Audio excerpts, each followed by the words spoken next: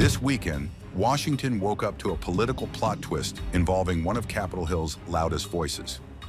Time magazine claimed Marjorie Taylor Greene, who shocked everyone by announcing she's quitting Congress, is secretly preparing a 2028 presidential run. But MTG didn't just deny it, she detonated it. And in classic Greene style, she declared the whole thing a fabrication by the political industrial complex. In a blistering multi-paragraph post on X, Greene says Time's sources don't exist, because if they did, the magazine would have named them. She wrote, "That's not journalism, it's called lying." Greene laid out a detailed explanation of why running for president is a terrible idea, especially for someone like her. It means flying around the country nonstop, begging donors for hundreds of millions, debating the same talking points until your brain melts, and killing your health and personal life just to enter a system that refuses to fix America's problems. MTG added that she's not the kind of person willing to make the deals required to have the title. "I'm not motivated by power or titles," she posted. This denial comes at a moment of maximum tension between Taylor Greene and Donald Trump, her longtime ally turned bitter critic. For weeks, MTG has openly accused Trump of being too distracted by geopolitics, not focused enough on the home front, and for failing to fully release the Jeffrey Epstein case files. Trump snapped back, calling her a traitor, disowning her politically, and promising to support a Republican challenger to take her House seat. So when Time floated a 2028 run, it arrived in the middle of an already volcanic feud. Time reported that Greene had allegedly told allies she was considering a 2028 bid. They quoted House Republicans who believed she could siphon votes from the GOP nominee and then use that influence to get a role in a future Republican administration. Greene says all of that is fiction, and then went on to post a screenshot of the article with a simple caption, "A complete lie." But Greene didn't stop at correcting the record. She used the moment to deliver a fiery indictment of America's political class, taking on Republicans and Democrats alike. She asked voters, "Are you happy with $38 trillion in debt? With Social Security collapsing by 2033? With being one of the highest taxed nations in the world? With healthcare costs exploding? With both the border crisis and the visa invasion? With decades of wars fought for causes not our own?" Her argument, the political industrial complex distracts Americans with shiny objects, while the real crises are ignored. And that, Greene says, is why presidential rumors are meaningless compared to what's actually happening to the country. And then there's another subplot. Trump recently claimed MTG turned on him because he discouraged her from running for Senate or governor. But Marjorie Taylor Greene has denied that. So here's where things stand. Marjorie Taylor Greene is leaving Congress, clashing with Trump, fighting the GOP, denying a Time bombshell, and attacking a political system she says is engineered to stop people like her from ever reaching real power. For now, she insists she is not running for president in 2028. But in American politics, the denials are sometimes the most interesting part of the real story. Take a listen to her full resignation video and decide for yourself. Hi, everyone. I've always represented the common American man and woman as a member of the House of Representatives, which is why I've always been despised in Washington, D.C., and just never fit in. Americans are used by the political industrial complex of both political parties, election cycle after election cycle, in order to elect whichever side can convince Americans to hate the other side more. And the results are always the same. No matter which way the political pendulum swings, Republican or Democrat, nothing ever gets better for the common American man or woman. The debt goes higher, corporate and global interests remain Washington's sweethearts, American jobs continue to be replaced, whether it's by illegal labor or legal labor by visas or just shipped overseas. Small businesses continue to be swallowed by big corporations. Americans' hard-earned tax dollars always fund foreign wars, foreign aid, and foreign interest, and the spending power of the dollar continues to decline. The average American family can no longer survive on a single breadwinner's income, as both parents have to work in order to simply survive. And today, many in my children's generation feel hopeless for their future and don't think they will ever realize the American dream. And that breaks my heart. I ran for Congress in 2020 and have fought every single day believing that Make America Great Again meant America first. I have one of the most conservative voting records in Congress, defending the First Amendment, Second Amendment, unborn babies because I believe God creates life at conception, and I love to fight for the little guy. Strong, safe borders, I have fought hard for that. I've fought against COVID tyrannical insanity and mandated mass vaccinations, and I've never voted to fund foreign wars with your hard-earned tax dollars. However, with almost 1 year into our majority, the legislature has been mostly sidelined. We endured an 8-week shutdown, wrongly, resulting in the House not working for the entire time, and we are entering campaign season, which means all courage leaves and only safe campaign re-election mode is turned on in the House of Representatives. During the longest shutdown in our nation's history, I raged against my own speaker and my own party for refusing to proactively work diligently to pass a plan to save Americans' health care and protect Americans from outrageous, overpriced, and unaffordable health insurance policies. The House should have been in session working every day to fix this disaster.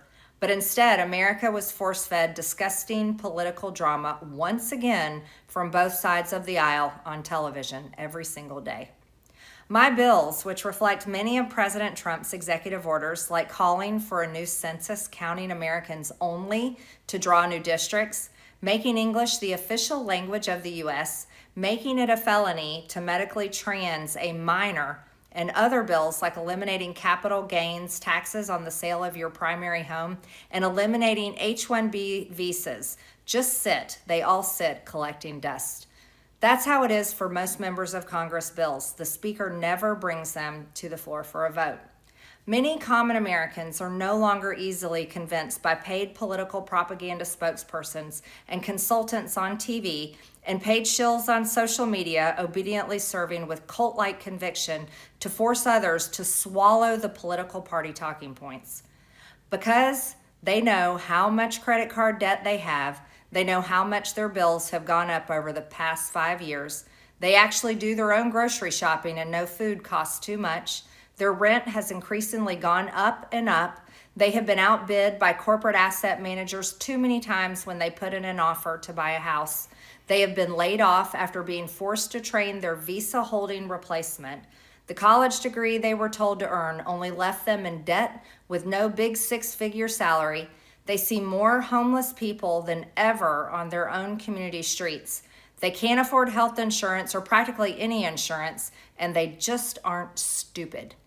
These are the people I represent and love because that is who all of my family and friends are, common Americans.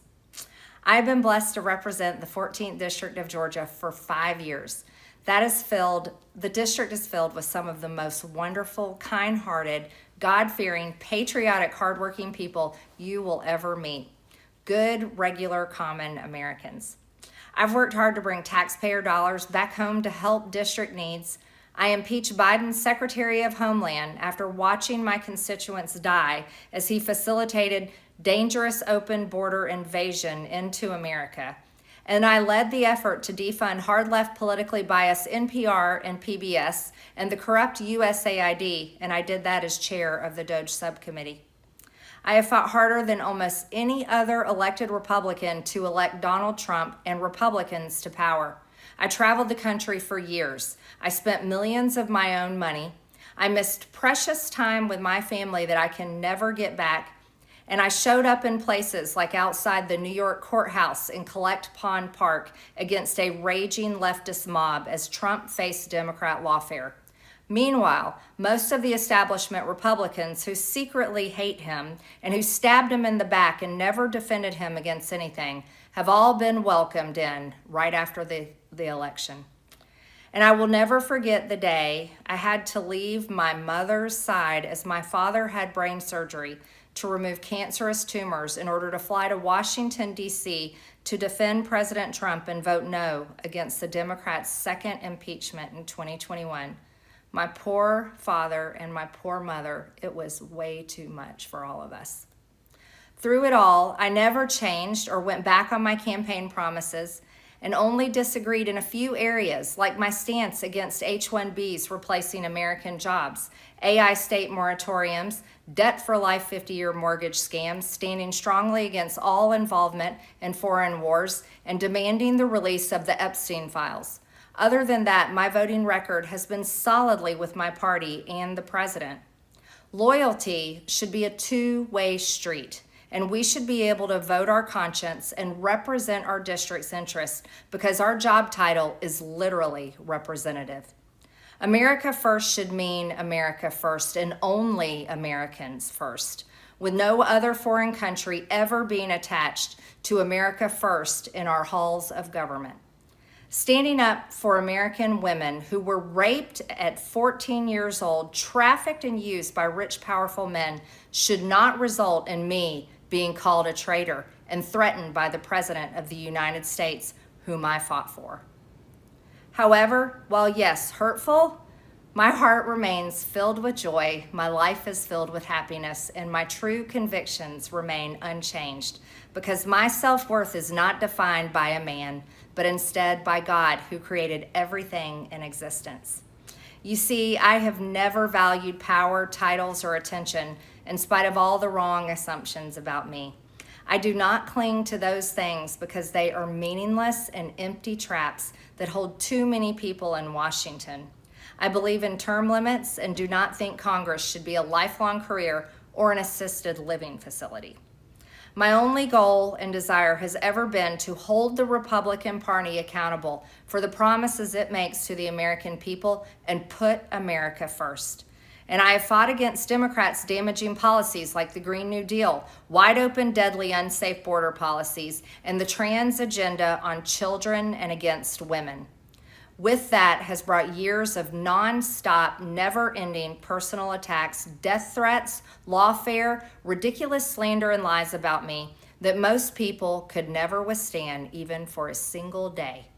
It has been unfair and wrong, not only to me, but especially to my family, but it's been wrong to my district as well. I have too much self-respect and dignity. I love my family way too much, and I do not want my sweet district to have to endure a hurtful and hateful primary against me by the president that we all fought for, only to fight and win my election while Republicans will likely lose the midterms, and in turn be expected to defend the president against impeachment after he hatefully dumped tens of millions of dollars against me and tried to destroy me. It's all so absurd and completely unserious. I refuse to be a battered wife, hoping it all goes away and gets better. If I am cast aside by the president and the MAGA political machine and replaced by neocons, big pharma, big tech, military-industrial war complex, foreign leaders, and the elite donor class that can never ever relate to real Americans, then many common Americans have been cast aside and replaced as well. There is no plan to save the world or a 4D chess game being played. When common American people realize and understand that the political industrial complex of both parties is ripping this country apart, that not one elected leader like me is able to stop Washington's machine from gradually destroying our country, and instead the reality is that they, common Americans, the people, possess the real power over Washington, then I'll be here by their side to rebuild it. Until then, I'm going back to the people that I love, to live my life to the fullest as I always have, and I look forward to a new path ahead. I'll be resigning from office with my last day being January 5th, 2026, and I look forward to seeing many of you again sometime in the future. May God bless you all, and may God bless America.